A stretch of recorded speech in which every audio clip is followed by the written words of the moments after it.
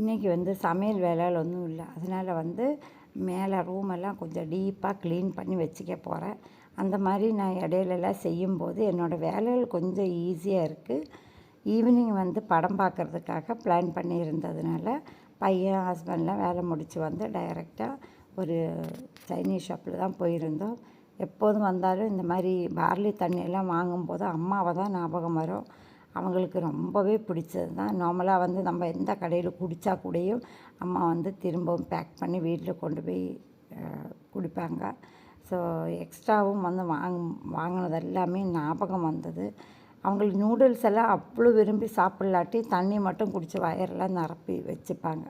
இன்றைக்கி நாங்களும் noodles, fried rice எல்லாம் ஆர்டர் பண்ணிவிட்டு அதுக்கப்புறம் தான் மூவி பார்க்குறதுக்காக போனோம்.